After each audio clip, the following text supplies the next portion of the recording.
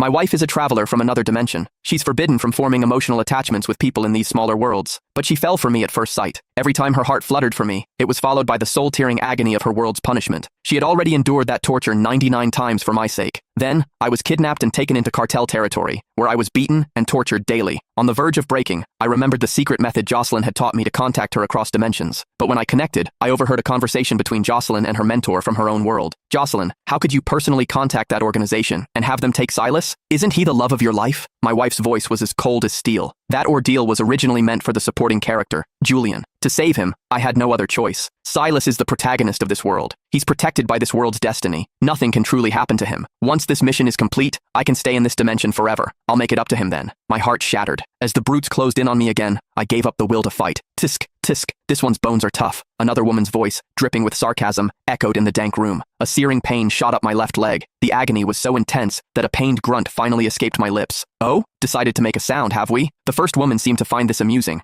I forced my eyes open. The woman leaning over me was caked in garish makeup, her face twisted with a sick excitement. She brandished a red-hot iron rod in front of my face, then shoved it violently into my chest. Ah! I screamed. It felt like my insides were boiling, the burning sensation spreading through every nerve in my body. That's more like it. It's no fun if you don't scream, the woman cackled, satisfied. She then pressed the rod against the other side of my chest. I clenched my jaw, fighting to stay silent. I knew the more I struggled, the more they enjoyed it. All I could do was endure, praying for it to end. They'd already severed the tendons in my wrists and ankles. I was nothing but a broken toy for them to abuse. Which number is this? Have we used 8 different instruments yet? It was Jocelyn's voice, clear and crisp as always, coming through the connection. This is the 7th. Does it really have to be so exact? Her mentor asked, a hint of pity in her tone. You know Silas was the one who saved you back then. Why are you so determined to repay this debt to Julian? My eyelashes trembled. During that landslide years ago, I was the one who clawed through the rubble to dig her out. I carried her to safety before collapsing from exhaustion. When I woke up, she insisted that Julian was her savior. No matter how I tried to explain, she wouldn't believe me. It turns out, it wasn't that she didn't believe me. She was doing it on purpose. Marrying Silas already betrayed Julian's devotion to me. I don't want him to suffer through this too, Jocelyn said. If a man goes through something like this, his life is ruined. Jocelyn sighed, her voice filled with a hollow guilt. Lying on the filthy plank of wood, I laughed until tears streamed down my face. She knew this would ruin a man's life, yet she was still so heartless. She claimed to love me, but she was the one who pushed me into this hell. Did her betrayal not count? A sharp pain erupted in my abdomen. I gasped for air, but all that came out was blood. One of the men across the room yelled in panic. What's wrong with him? Is he dying? Her mentor's voice grew tense. Jocelyn, Silas is fading.